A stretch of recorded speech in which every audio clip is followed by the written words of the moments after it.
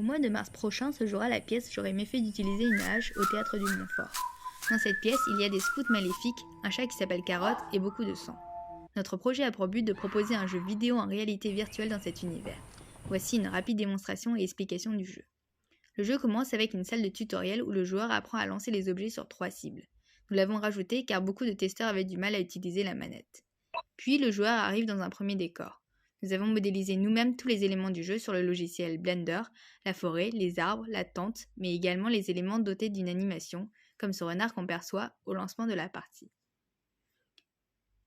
C'est alors que des scouts vont apparaître à certains endroits qu'on peut définir sur la carte grâce à un script nommé Spawn Scout.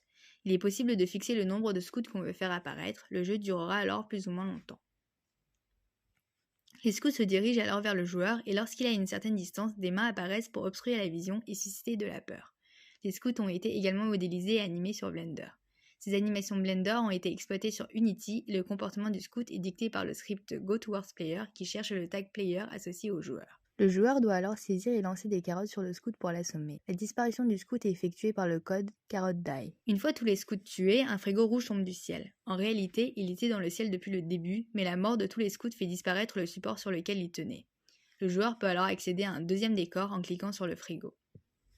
La téléportation jusqu'à ce deuxième monde s'effectue grâce au script Open. Ce script permet de déplacer le joueur de la première carte jusqu'à un point précis du deuxième décor. Les éléments graphiques de ce deuxième monde ont été également modélisés par les membres de notre groupe en low poly. Dans cette scène se trouve également un chat modélisé sur Blender, doté d'un squelette, ce qui a permis la création de 3 animations, marcher, sauter et enfin, mourir. Ces animations sont exploitées dans Unity par l'animator controller pour que le chat saute, et cela précisément sur l'emplacement du joueur grâce au script CatAttack.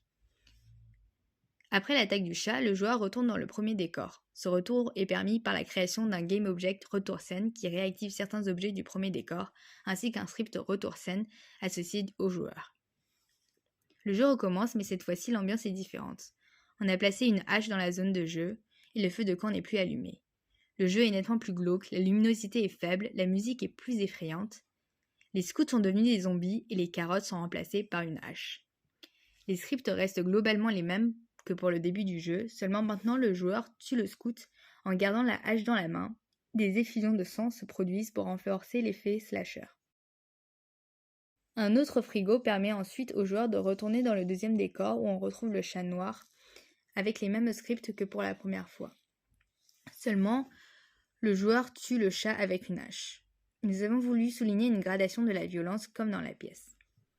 C'est alors la fin du jeu et le joueur l'aura compris, il aurait mieux fait d'utiliser une hache.